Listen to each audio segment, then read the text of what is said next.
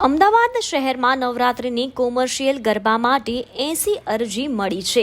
આ વર્ષે નવરાત્રિમાં શહેરના પોલીસ અધિકારીઓનો ચુસ્ત બંદોબસ્ત રહેશે। ખાસ કરીને શ્રી ટીમમાં મહિલા અધિકારી, ટ્રાફિક જવાન અને સ્થાનિક પોલીસ કર્મીઓ હાજર રહેશે। શ્રી ટીમ રેગ્યુલર ડ્રેસમાં ગરબા ગ્રાઉન્ડમાં તૈનાત રહેશે।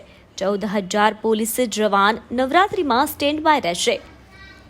નવરાત્રિ આયોજકોએ પોલીસ દ્વારા જાહેર કરવામાં આવેલ ગાઈડલાઇનનું પાલન ફરજિયાત કરવાનું રહેશે, જેમાં કોમર્શિયલ ધોરણે સીસીટીવી, લાઉડસ્પીકર 12 વાગ્યા સુધી, એન્ટ્રી અને એક્ઝિટ ગેટ અલગ, મહિલા અને પુરુષ એન્ટ્રી ગેટ અલગ, પાર્કિંગ વ્યવસ્થા, પાર્કિંગ વ્હીકલની વિગત સહિત તકેદારી રાખવા આયોજકોને સૂચના આપવામાં આવી છે।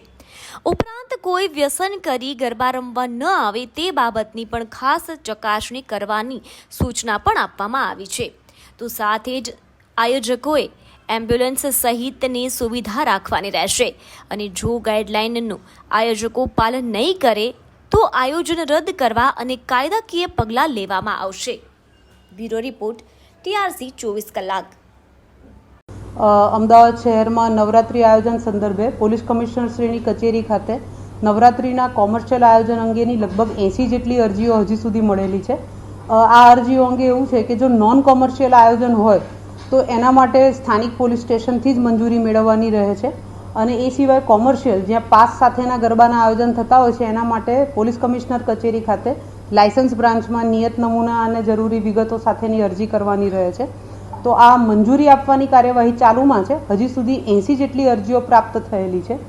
નવરાત્રિના આયોજન સંદર્ભે અમદાવાદ શહેરના તમામ પોલીસના જે અધિકારી કર્મચારીઓ છે તેમના દ્વારા નિયત રીતે બંદોબસ્ત જાળવવામાં આવતો હોય છે। નવરાત્રિની અંદર ખાસ કરીને શી ટીમ દ્વારા અલગ અલગ કોમર્શિયલ ગરબાનું જે આયોજન થાય છે ત્યાં શી ટીમના મહિલા પોલીસ કર્મચારીઓ ઉપરાંત સ્થાનિક પોલીસ સ્ટેશનના અને અન્ય પોલીસ અધિકારી કર્મચારીઓ સાથે ટ્રાફિકના જવાનો આ તમામ બંદોબસ્તમાં તૈનાત રહેશે અને નવરાત્રિના સમય દરમિયાન લાઉડસ્પીકર સાથે ગરબાના આયોજનની મંજૂરી 12 વાગ્યા સુધી રાત્રિના હોય છે। ત્યારબાદ લાઉડસ્પીકરના ઉપયોગ વગર નવરાત્રિનું આનંદ માણી શકાય છે।